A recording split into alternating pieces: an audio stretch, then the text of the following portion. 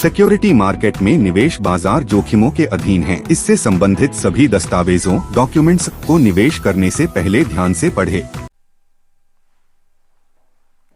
Hello दोस्तों, कैसे हैं आप सब। आप सभी का शुभ ट्रेडिंग एकेडमी के चैनल पर बहुत बहुत स्वागत है। फ्रेंड्स, मेरा नाम है गोपाल लोहार और मैं हूं एक सेबी रजिस्टर्ड रिसर्च एनालिस्ट। आज हम इंडिया विक्स के बारे में समझेंगे। इंडिया विक्स क्या होता है, कहां से ये स्टार्ट हुआ था, इसका इंपॉर्टेंस मार्केट के अंदर क्या है, इस चीज़ के बारे में समझने की कोशिश करेंगे। तो फ्रेंड्स, आइए स्टार्ट करते हैं इंडिया विक्स के बारे में। इंडिया विक्स का जो फुल फॉर्म है आप देख सकते हैं यहाँ पर, इंडिया वॉलेटिलिटी इंडेक्स, यानी कि इंडिया विक्स की फुल फॉर्म क्या होगी हमारे सामने, इंडिया वॉलेटिलिटी इंडेक्स। अब वॉलेटिलिटी क्या होता है फ्रेंड्स? वॉलेटिलिटी का मतलब होता है उतार चढ़ाव, यानी कि मार्केट कितनी स्पीड से ऊपर बढ़ रहा है, कितनी स्पीड से नीचे गिर रहा है, इसी को हम वॉलेटिलिटी कहते हैं। कभी कभी आप देखते हो मार्केट के अंदर इंट्राडे के दौरान 300 पॉइंट एकदम से ऊपर भाग जाती है, 300 पॉइंट एकदम से नीचे गिर जाती है। तो ये सब क्या है? वॉलेटिलिटी है। वॉलेटिलिटी के सामने ही हमारा एक वर्ड होता है स्टेबिलिटी। स्टेबिलिटी का मतलब होता है स्थिर रहना। मार्केट शांत है, अभी आराम से 100 पॉइंट बढ़ रही है, आराम से 100 पॉइंट नीचे गिर रही है, तो ये होता है स्टेबिलिटी। यानी कि वॉलेटिलिटी क्या होता है, ये आपने समझ लिया, उतार चढ़ाव।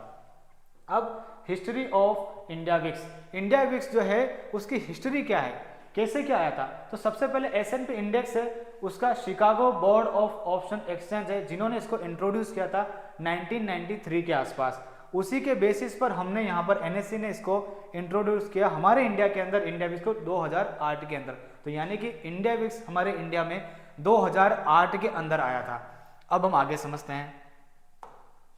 अब इंडिया विक्स की जो रेंज निकलती है, जो भी रेंज होती है, जैसे मान लेते हैं अभी आज की तारीख में 5 दिसंबर के आसपास, यानी 1 दिसंबर के आसपास अभी जो चल रहा है वो चल रहा है 14% के आसपास आज की तारीख में। तो यानी कि ये जो 14% है, मार्केट यहाँ से 14% ऊपर भी जा सकती है एक साल के अंदर, और 14% नीचे भी जा सकती है एक साल के अंदर। ठीक है, तो ये एक रेंज होती है इसकी, इस रेंज के अंदर काम करता है।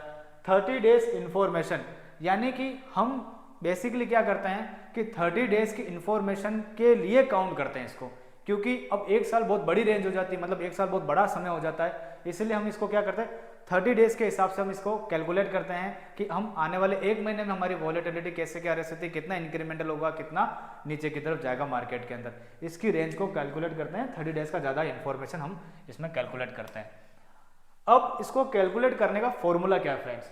अगर मेरे को एक साल की इंडिया विक्स की रेंज निकालनी है तो फॉर्मूला होता है इसका India VIX divided by time. Time जो भी होता है उसको हमें अंडर रूट करना होता है, फिर हमारा परसेंटेज निकलता है, यानी परसेंटेज में ही इसकी वैल्यू होती है, ध्यान रखना। 14 हमारा अभी इंडिया विक्स चल रहा है, एक साल का हमें निकालना, तो एक साल हमारा समय हो गया। अब एक का हम अंडर रूट निकाल लेंगे, आप निकाल कर देख सकते हो, एक का अंडर रूट जो निकालोगे आप एक ही आएगा। अब 14 डिवाइडेड बाय 1 कर देंगे, 14 डिवाइडेड बाय जब 1 करेंगे तो वहां पर हमारा क्या आ जाएगा, 14% आ जाएगा। तो यानी कि 14% एक साल की रेंज निकल गई। यही चीज अगर मुझे एक महीने की निकालनी है तो एक महीने के अंदर हमारा जो महीने हैं, मतलब एक साल के अंदर हमारा कितने महीने होते हैं, 12 महीने होते हैं। तो उसी प्रकार से क्या होगा यहाँ पर 14 डिवाइडेड बाय 12 का अंडर रूट, यानी कि 12 का अंडर रूट निकाल दोगे तो क्या हो जाएगा 3.46। तो 14 डिवाइडेड बाय 3.46 तो कितना परसेंट निकलेगा, 4.04%। यानी कि ये एक महीने की रेंज हो गई। अब निफ्टी जो है एक महीना 4% ऊपर भी बढ़ सकती है और 4% नीचे भी गिर सकती है एक महीने के अंदर। एक वीक की अगर मुझे निकालनी है तो एक वीक के अंदर आप देख सकते हो कि 52 सप्ताह होते हैं, 14 हमारा वीक्स है। 52 का हम अंडर रूट निकालते हैं कितना था, 7.21। 14 डिवाइडेड बाय 7.21 करेंगे तो हमारी वैल्यू कितनी निकल जाएगी, 1.940%। तो यानी कि अब एक वीक के दौरान मार्केट यहाँ से 2% ऊपर भी जा सकती है और 2% नीचे भी जा सकती है। ये पूरा टाइम कैलकुलेशन का फॉर्मूला मैंने आपको समझाया अच्छे से। अगर आपको डेली का निकालना है तो डेली का निकालने के लिए आपको क्या करना पड़ेगा, 14 डिवाइडेड बाय 365 का अंडर रूट। 365 का अंडर रूट जब आप निकालोगे तो यानी कि 19.10 इसकी वैल्यू आ जाएगी, और इसको जब आप डिवाइडेड करोगे तो इसकी ये वैल्यू 0.73% के आसपास आएगी, क्योंकि ये मैंने निकाल के पहले से रख रखी है इसीलिए। अब हम आगे समझने की कोशिश करते हैं। आई होप, आशा करता हूँ कि मैं आराम से चल रहा हूँ और यहाँ तक आपको समझने में आई होगी चीज़ अच्छे से। अब हम रेंज ऑफ इंडिया विक्स की अगर मैं बात करूं तो 0 से लेकर के 100% के बीच में इसकी रेंज होती है। ठीक है, और नॉर्मल ट्रेडिंग जो रेंज होती है वो 9 से लेकर के 30% के बीच में होती है।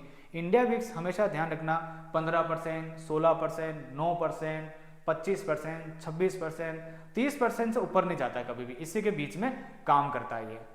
अब विक्स बढ़ता क्यों है, विक्स इसलिए बढ़ता है क्योंकि ग्लोबल का कोई ना कोई इवेंट आने वाला होगा, जैसे ग्लोबली इलेक्शन हो गए, यानी कि यूएस के इलेक्शन हो गए, ऑस्ट्रेलिया के इलेक्शन हो गए, कहीं पर भी अरब कंट्री कहीं के भी किधर के भी कुछ हो गए, यानी कि ग्लोबल इलेक्शन, ग्लोबल इवेंट क्या आने वाला है ग्लोबल में, ठीक है। उसके बाद डोमेस्टिक इवेंट का मतलब हमारे सामने हमारे देश में क्या इवेंट है उसके बारे में, अगर वो कुछ होता है तब हमारा इंडिया जो है ऊपर नीचे होने लगता है।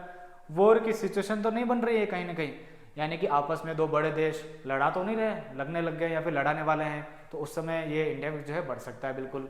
उसकी बाद में बात करें इलेक्शन, यानी कि हमारे खुद के इंडिया के इलेक्शन, स्टेट इलेक्शन हो गए या फिर कोई सेंट्रल के हमारे बड़े इलेक्शन हो गए। सेंट्रल के इलेक्शन आपने लास्ट टाइम देखा ही होगा, 4 जून के आसपास इंडिया में किस तरह से बढ़ा था। उसके बाद पॉलिसी आने वाली, आरबीआई की मॉनेटरी पॉलिसी हो गई, कोई फेड की मॉनेटरी पॉलिसी हो गई। इस तरह से जब कुछ इवेंट होते हैं खास बड़े बड़े, तब जो है वो विक्स बढ़ने लगता है। अब हम देखते हैं इसका आगे का टॉपिक, यानी कि relationship between India VIX and market. अब नॉर्मली ये बोला जाता है फ्रेंड्स कि इंडिया विक्स अगर बढ़ता है तो मार्केट गिरता है, इंडिया विक्स अगर गिरता है तो मार्केट बढ़ता है। नॉर्मली ये देखा जाता है और देखा भी गया है और ऐसा मानना भी है। लेकिन फ्रेंड्स कभी कभी ऐसा भी होता है कि इंडिया विक्स अगर बढ़ता है ना तो मार्केट भी बढ़ता है, इंडिया विक्स अगर गिरता है ना तो मार्केट भी गिरता है, ठीक है। लेकिन 70% ऐसा देखा गया है कि विक्स अगर बढ़ रहा है तो मार्केट गिरेगा। ऑपोजिट रिलेशनशिप होती है इन दोनों की। अगर इंडिया विक्स गिर रहा है तो मार्केट बढ़ेगा, ठीक है, और अगर इंडिया विक्स बढ़ रहा है तो मार्केट क्या होगा, गिरेगा। इंडिया विक्स अगर गिर रहा है तो मार्केट क्या होगा, बढ़ेगा, ठीक है। लेकिन जरूरी नहीं है, ध्यान रखना जरूरी नहीं है, लेकिन नॉर्मली ऐसा देखा गया है। अब जब भी इंडिया विक्स कब बढ़ता है, जब भी फियर की स्थिति पैदा हो जाती है, यानी कि डर का माहौल पैदा हो जाता है। जैसे मान लो आज ही कोई इंडिया या फिर यूएस आपस में लड़ाने लग जाए, चाइना इंडिया लड़ाने लग जाए, चाइना यूएस से लड़ाने लग जाए, तो क्या होगा, डर का माहौल पैदा होगा लोगों के अंदर। जैसे ही डर का माहौल पैदा होगा तो हमारा जो विक्स है वो बढ़ने लगेगा, ठीक है। तो यानी कि जो विक्स है वो बढ़ने लगेगा और हमारे एक टेंशन पैदा होगी हमारे अंदर। उसी प्रकार से कोई भी फियर नहीं है, शांति है, मार्केट के अंदर शानदार काम चल रहा है, तो उस समय क्या होगा, विक्स गिर रहा होगा। स्टेबिलिटी जिसको, यानी कि मार्केट में अगर स्टेबिलिटी है तो विक्स क्या होगा, डाउन साइड में होगा। ये भी हमने समझ लिया, काफी समझदार है हम, यहाँ तक हम पहुंच चुके हैं आराम से। अब हम समझने की कोशिश करते हैं हाउ टू कैलकुलेट विक्स, यानी कि विक्स को कैलकुलेट कैसे किया जाता है। फ्रेंड्स विक्स को कैलकुलेट करने की जरूरत नहीं है, यहाँ पर आपको ऑटोमेटिकली एनएससी जो है डेटा आपको दे देता है, ठीक है। लेकिन फिर भी हमें पता होना चाहिए कि इंडिया विक्स को हम कैलकुलेट कैसे करते हैं। इंडिया विक्स को जब भी आप कैलकुलेट करेंगे, मैंने आपको पहले ही बोला था कि हम 30 डेज की जो हमारी इंफॉर्मेशन होती है वो हमारे लिए काफ़ी इंपॉर्टेंट होती है। तो हम क्या करते हैं, जहाँ से भी हमारी जो एक्सपायरी होती है उससे हम 30 डेज आगे की एक्सपायरी का जो चल रहा होता है लेवल, उसी का हम क्या करते हैं, कॉल और पुट दोनों को जोड़ लेते हैं, फिर उसका परसेंटेज निकाल लेते हैं। इसलिए यहाँ पर लिखा गया ओटीएम की वैल्यू। ओटीएम का वैल्यू का मतलब ये है कि 1 महीने दूर का है, इसीलिए इसको हमने ओटीएम बोला गया, कॉल और पुट। अब जैसे मान लेते हैं अभी आज की तारीख में मार्केट पर चलते हैं, कहाँ पर क्या चल रहा है, एनएससी के डेटा पर चलते हैं सबसे पहले और वहाँ जाकर के चेक करते हैं। अभी हमारा मार्केट 24,130 के आसपास क्लोज करके गया है और मैंने यहाँ पर डायरेक्ट ही 2 जनवरी का निकाल रखा है, क्योंकि 5 दिसंबर की भी एक्सपायरी आने वाली है और आज की तारीख में जब मैं ये वीडियो रिकॉर्ड कर रहा हूँ तो आज 1 तारीख है, तो यानी कि इसलिए मैंने 2 जनवरी के आसपास यहाँ पर निकाल रखा है। तो 2 जनवरी के आसपास जब आ जाते हैं और 24,100 के आसपास जब आते हैं, तो 24,100 की मैं जब यहाँ पर देखता हूँ तो 24,100 के यहाँ पर जब मैं देखता हूँ तो कॉल की जो प्राइस है वो 526 है और पुट की जो प्राइस है वो 320 है।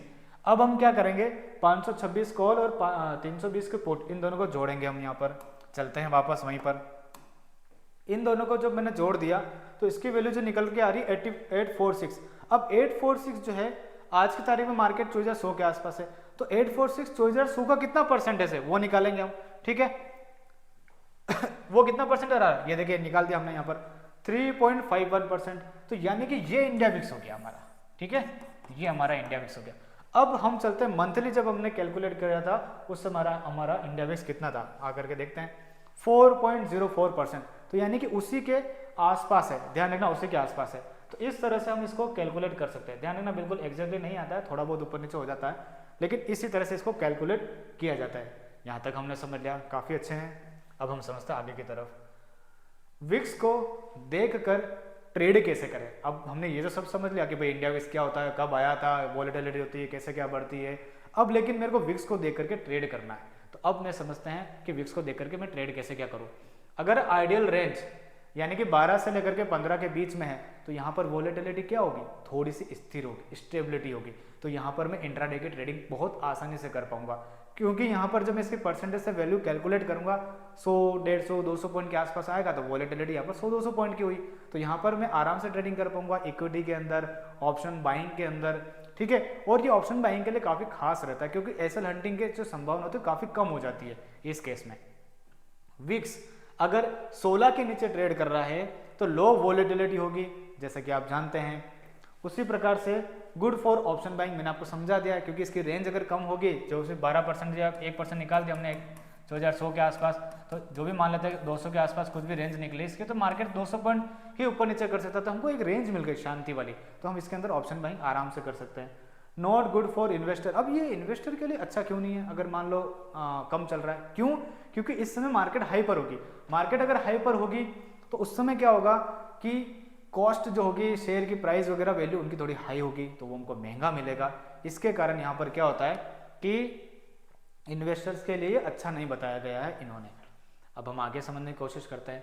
अगर विक्स हमारा 20 से ऊपर है तो हाई वोलेटिलिटी होगी, बिल्कुल आप जानते हो 21, 22, 23 का हो जाएगा तो वोलेटिलिटी तो बहुत भयंकर हाई पर हो जाएगी, तो उस समय हमको ट्रेड करना बहुत मुश्किल हो जाएगा। इस समय क्या रहता है कि ऑप्शन सेलर जो होते हैं उनके लिए काफी बेनिफिट होता है। अब उनके लिए बेनिफिट क्यों होता है, क्योंकि ध्यान रखना 22 और 23 का अगर इंडेक्स हो गया तो जरूरी नहीं है कि 22-23 पर ही सस्टेन करें, 4-5-6 दिन सस्टेन करता है और फिर वापस से धीरे धीरे नीचे आने की कोशिश करता है। तो उस समय क्या होता है ऑप्शन सेलिंग, जैसे क्या होता है उस समय जब जैसे इंडेक्स बढ़ जाता है ना 22-23 के आसपास, तो है ना ऑप्शन बायर की डिमांड बढ़ जाती है, तो उससे है ना आईवी बढ़ने से क्या होता है कि ऑप्शन की जो प्रीमियम होता है महंगे हो जाते हैं। जैसे ही वो प्रीमियम महंगे होने लगते हैं तो बाद में जब अल्टीमेटली इंडेक्स गिरेगा तो एकदम से उनके अंदर प्रीमियम डीके होने लग जाएगा, उस समय ऑप्शन को सेल करना काफी बेनिफिट रहता है। अब ये वाला जो टॉपिक है इसको मैं और अच्छे से क्लियर करूंगा आपका ऑप्शन चेन एनालिसिस के अंदर कि क्यों बेनिफिट होता है। गुड फॉर इन्वेस्टर, यानी कि इन्वेस्टर्स के लिए उस समय अच्छा क्यों होता है, क्योंकि मार्केट में अगर मान लो 23 का इंडेक्स चल रहा है तो मार्केट उस समय क्या होगा, गिर चुकी होगी, काफी मतलब नीचे गिरी होगी, नीचे काम कर रही होगी, तो उस समय स्टॉक के प्राइस जो है सस्ते मिल रहे होंगे, इसीलिए इन्वेस्टर्स के लिए क्या होता है उस समय काफी सही रहता है बाइंग करने के लिए। तो ये चीजें हमने समझी, आज अच्छे से समझी, इसको देखा हमने कैसे क्या कैलकुलेट होता है, कैसे क्या चीजें निकलती है, एक दिन के रेंज वगैरह कैसे क्या निकलती है, इसको हमने काफी अच्छे से समझा, इसको समझने की कोशिश करी।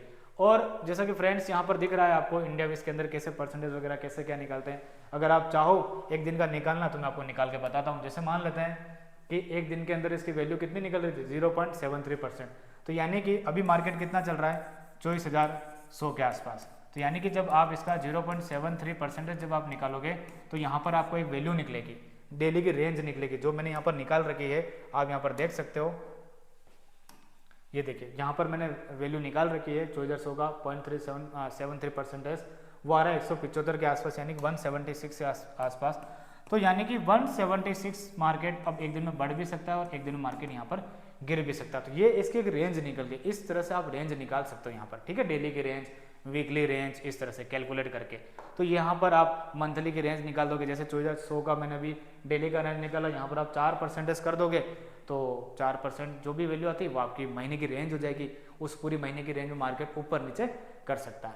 तो ये मैंने आपको अच्छे से पूरा समझाया कि इंडिया विक्स क्या होता है। यहाँ पर आप शुरू से लेकर के एंड तक इसको वापस अच्छे से देख सकते हो, कब ये इंट्रोड्यूस हुआ था, इसकी मैंने आपको फॉर्मूला बताया, इसके अंदर कैसे क्या होते हैं, कैसे हम इसको कैलकुलेट करते हैं, उसके बाद इसकी रेंज क्या होती है, क्यों बढ़ता है और क्या वजह है इनके पीछे, रिलेशनशिप क्या है इनका, और ये सारी चीज़ें मैंने आपको अच्छे से समझाई, सब अच्छे से एक्सप्लेन किया कैसे क्या कैलकुलेट करते हैं। तो आप इस वीडियो को अच्छे से वापस शुरू से लेकर के एंड तक अच्छे से देखिएगा, नोट्स बनाइएगा। मुझे नहीं लगता कि आपको और कोई वीडियो देखने की जरूरत पड़ेगी, क्योंकि मैंने काफ़ी अच्छे से जीरो से लेकर के जेड तक काफ़ी अच्छे से समझाया, मैंने ए टू जेड काफ़ी शानदार इसको एक्सप्लेन किया मैंने इंडिया विक्स को। आई होप, आशा करता हूँ कि ये वीडियो काफ़ी अच्छा लगा होगा। कमेंट कर देना दोस्तों, लाइक कर देना, सब्सक्राइब करना बिल्कुल भी मत भूलिएगा और शेयर करना भी बिल्कुल भी मत भूलिएगा, क्योंकि शेयर करने से हो सकता है कि जो भी इंडिया विक्स की सर्चिंग कर रहे हैं आपको ये वीडियो काफ़ी अच्छा लगेगा और आपको हेल्पफुल मिलेगी इंडिया विक्स के अंदर। तो अपने फ्रेंड्स के अंदर शेयर करना बिल्कुल भी मत भूलिएगा। तो आज के वीडियो को यहीं पर वाइंड अप करते हैं, फिर मिलेंगे इंटरेस्टिंग किसी और ऑप्शन चेन एनालिसिस के अंदर, किसी ऑप्शन सीरीज के अंदर हम और वीडियो अच्छे से बनाएंगे। आज के वीडियो को मैं यहीं पर वाइंड अप करता हूँ। Thank you so much.